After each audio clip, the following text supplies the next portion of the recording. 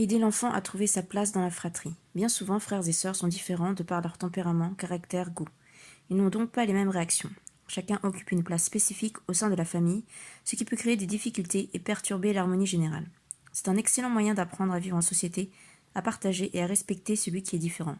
Heureusement, à l'âge adulte, les rivalités et les disputes laissent généralement la place à une bonne entente. Objectif 1.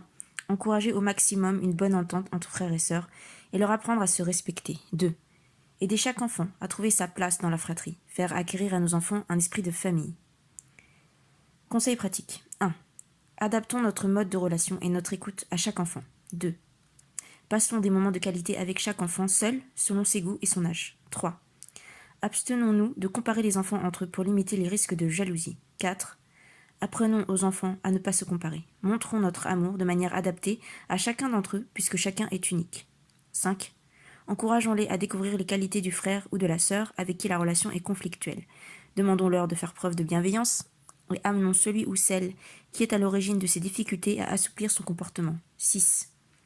Rappelons que l'égalité n'est pas la justice. Il n'y a pas lieu de trouver injuste certaines différences que peuvent faire les parents, puisque les enfants eux-mêmes sont différents.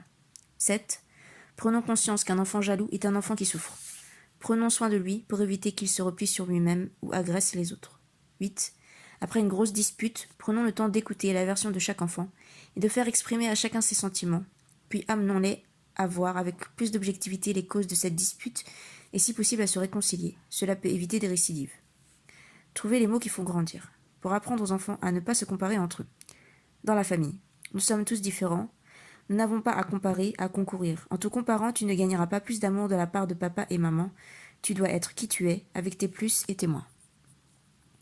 Notre famille est comme un arc-en-ciel, c'est beau. Vous êtes tous différents, et chacun de vous compte autant. L'arc-en-ciel est beau, si toutes les couleurs y sont. Je sais que je passe beaucoup de temps à faire réviser ta sœur pour sa composition, c'est important pour elle. Dès que j'aurai terminé, je veux que tu me dises ce qui est important pour toi. Tout le monde a ses propres qualités, quelle chance. Tu as reçu des qualités à développer pour toi-même et pour les autres. Ces qualités te permettent d'aider ton frère, ta sœur, qui ne les a pas. Il ou elle en a d'autres avec lesquels il ou elle pourra peut-être t'aider un jour. Il est bon de pouvoir s'entraider. Pour rappeler que l'égalité n'est pas la justice. La justice, c'est ce qui s'ajuste à chacun. Ce qui est bon pour chacun. Vous avez des âges différents, des goûts différents, et tant mieux. Il ne serait pas juste de vous traiter de la même manière. Tu as très envie de te coucher plus tard, comme ta grande sœur, je le comprends. Mais à son âge, elle a besoin de moins d'heures de sommeil que toi, et toi tu te couches plus tard que ton petit frère. C'est vrai qu'on te demande parfois plus de services qu'à ton petit frère. À lui, je demande autre chose. Je comprends que cela te coûte, que cela te paraisse injuste, énervant, difficile. Quand tu étais petit, on a tout fait pour toi. Maintenant que tu es plus grand, il y a des choses que tu peux faire par toi-même et pour toi-même.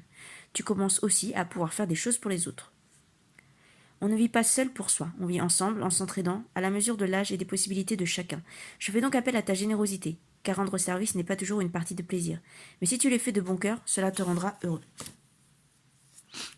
Stop A.